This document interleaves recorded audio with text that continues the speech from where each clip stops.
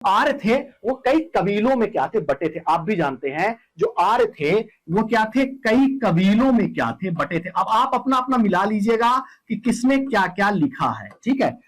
2 line की बात जानता है कोई तो 3 लाइन लिख देगा, कोई दिक्कत। आर्य कबीलों में बटे हुए थे।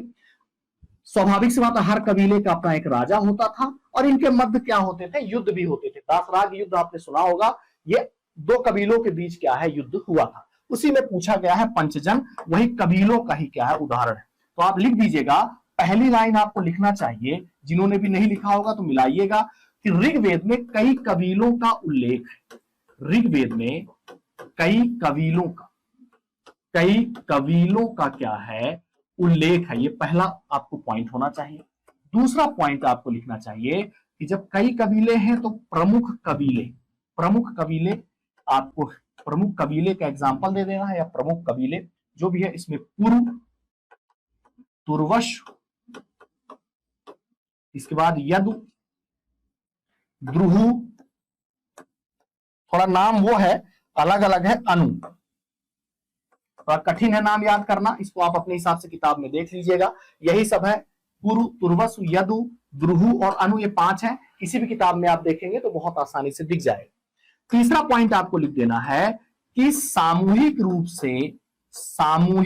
से इन्हें ही पंचजन कहा जाता है। सामूहिक रूप से इन्हें ही पंचजन या पंचजन्य कहा जाता है।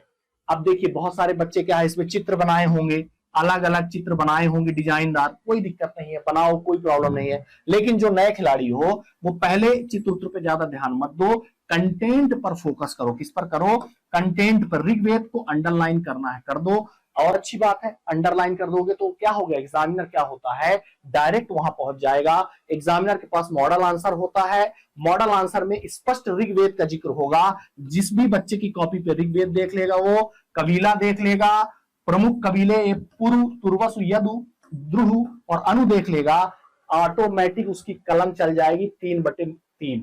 और अगर उसने यहां पर तुमने ऋग्वेद की जगह कुछ और पटांग लिख दिया, पता चला लिख दिया कि मौर्य काल में प्रमुख तीर्थ अधिकारी का क्या है, उदाहरण है, ऐसा अगर लिख दिया तो वो एग्जामिनर क्या है, आपको 0/0 देगा। अब आप पूछेंगे कि नहीं बनता तो क्या करें, नहीं बनता तो छोड़ दो। थोड़ा अगर 10% बनता है तो हमें लिखना है, क्योंकि एक एक नंबर बहुत डिसाइडिंग करेगा आपका, बहुत ज्यादा डिसाइडिंग। हमने इसीलिए कहा कि आंसर राइटिंग क्या है, एक स्किल है, धीरे धीरे चीजों को क्या करेंगे, सीखेंगे। तो हमें कोशिश ये करना है कि अगर थोड़ा बहुत भी आता है तो उसे बना के अपने हिसाब से क्या है, गोल गोल घुमा के लिख देना है। कोई पूछेगा कि यार ये सब नहीं आता तो क्या करें, इनको मत नाम लिखो, ऐसा लिख दो कि प्रमुख कबीले पुरु, तुर्वस, यदु, जो भी 2-3 याद आते हैं, आदि, ठीक है, और नीचे कुछ भी लिख दो, ठीक है, इन्हीं के कारण या दासराग युद्ध 2 कबीलों के बीच हुआ था, इस टाइप का कुछ भी एग्जांपल लिख दो। नहीं से अच्छा है कि 1 नंबर मिल जाएगा, 1.5 नंबर मिल जाएगा। तो इस तरह से हमें क्या है, लिखना है। 3 पॉइंट हमें लिखना है। एक बात याद रखना, कंटेंट पे फोकस करो, कंटेंट सबसे ज्यादा इंपॉर्टेंट होता है। जो बात लिखोगे वो सही और क्वेश्चन के डिमांड को फुलफिल करने वाली होनी चाहिए, तभी नंबर मिलेगा।